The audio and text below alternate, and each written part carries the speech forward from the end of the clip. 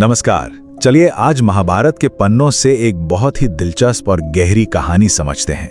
ये कहानी सिर्फ ताकत की आजमाइश नहीं है, बल्कि ये घमंड से विनम्रता तक के सफर की कहानी है। एक ऐसा सबक जो शायद आज भी उतना ही जरूरी है। तो आइए इस कहानी में उतरते हैं। कहानी के बिल्कुल सेंटर में है महाबली भीम, और उनके दिमाग में बस एक ही बात गूंजती थी, मेरे लिए कुछ भी नामुमकिन नहीं है। यही वो घमंड था, यही वो आत्मविश्वास था जो इस पूरी कहानी की वजह बनता है। भीम, जिनकी ताकत का कोई मुकाबला नहीं था, उन्हें सच में लगता था कि दुनिया में ऐसा कुछ है ही नहीं जो वो न कर सके। तो ये अहंकार की यात्रा शुरू कहां से होती है? एक बहुत ही मामूली सी इच्छा से। द्रौपदी सौगंधिक कमल के फूलों को देखने की इच्छा जाहिर करती हैं, और जैसा कि हम जानते हैं, पांडवों के लिए उनकी इच्छा एक आदेश की तरह थी। तो भीम अपनी पत्नी से किया वादा पूरा करने के लिए अकेले ही निकल पड़ते हैं। मंजिल थी वो रहस्यमयी सौगंधिक कमल, और रास्ता घने अनजाने जंगलों से भरा हुआ। सोचिए, कंधे पर अपनी भारी भरकम गदा और मन में अपनी ताकत का अटूट घमंड लिए भीम अकेले ही आगे बढ़ रहे हैं। जंगल में और गहरे जाने पर एक संकरे से पहाड़ी रास्ते पर भीम के सामने एक ऐसी रुकावट आती है जिसके बारे में उन्होंने कभी सपने में भी नहीं सोचा था। रास्ते में एक बूढ़ा कमजोर सा दिखने वाला बंदर लेटा हुआ था। वैसे तो वो शांत था, लेकिन उसकी लंबी पूंछ ने पूरा का पूरा रास्ता रोक रखा था। बड़ी अजीब बात थी कि इतनी मामूली सी दिखने वाली चीज एक अजय योद्धा के लिए इतनी बड़ी रुकावट बन गई थी। भीम अपने अहंकार और ताकत के नशे में चूर ऊंची आवाज में कहते हैं, ए वानर, मेरा रास्ता छोड़ो। लेकिन उस वानर का जवाब बड़ा शांत था। वो बोले, बेटा, मैं तो बूढ़ा हूं, मुझ में उठने की ताकत नहीं है। एक काम करो, तुम बस मेरी पूंछ को रास्ते से हटाकर निकल जाओ। ये एक सीधी सीधी चुनौती थी जो बड़ी विनम्रता के साथ दी गई थी। और बस यहीं से कहानी का सबसे जरूरी मोड़ आता है। बंदर की बात सुनकर भीम मन ही मन मुस्कुराए। उन्हें लगा, अरे, एक बूढ़े बंदर की पूंछ हटाना, ये तो मेरे लिए बच्चों का खेल है। उन्हें लगा कि ये तो बस एक सेकंड का काम है। उन्होंने पूंछ हटाने के लिए अपनी पूरी ताकत लगा दी। ये वो लम्हा था जहां उनकी शारीरिक शक्ति की असली परीक्षा होने वाली थी। भीम ने अपनी पूरी जान लगा दी। उनकी मांसपेशियां तन गईं, शरीर की एक एक नस में जोर भर गया।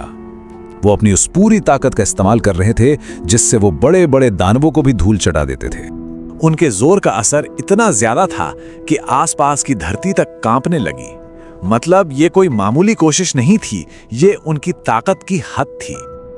लेकिन नतीजा क्या हुआ? वो पूंछ एक इंच भी नहीं हिली। वो अपनी जगह पर ऐसी स्थिर रही जैसे कोई पहाड़ को हिलाने की कोशिश कर रहा हो। महाबली भीम की सारी ताकत एक मामूली सी पूंछ के सामने फेल हो गई।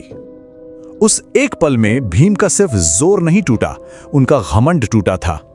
पसीने में लथपथ हांफते हुए उन्हें एहसास हुआ कि उनकी ये जबरदस्त ताकत इस रहस्यमयी शक्ति के आगे कुछ भी नहीं है, बिल्कुल जीरो। उनका सारा घमंड चकनाचूर हो गया। और जब अहंकार टूटता है तो ज्ञान का दरवाजा खुलता है। अब भीम का नजरिया पूरी तरह बदल चुका था। उन्होंने अपने घमंड को किनारे रखकर विनम्रता और जिज्ञासा के साथ उस वानर को समझने की कोशिश की। ये कहानी का असली टर्निंग पॉइंट है। भीम ने अपनी गदा एक तरफ रख दी, हाथ जोड़े और बड़े आदर और हैरानी से पूछा, प्रभु, आप कौन हैं? आप कोई साधारण वानर नहीं हो सकते। ये सवाल उनके टूटे हुए अहंकार और एक नई समझ की शुरुआत का प्रतीक था। और तब उस बूढ़े वानर ने अपना असली विशाल रूप दिखाया। उनकी आवाज आसमान में गूंज उठी, बेटा भीम, मैं हनुमान हूं, तुम्हारा बड़ा भाई। उन्होंने समझाया कि क्योंकि वो दोनों ही पवन देव यानी वायु के पुत्र हैं, इसलिए वो भाई हुए। हनुमान ने भीम को एक बहुत गहरी सीख दी।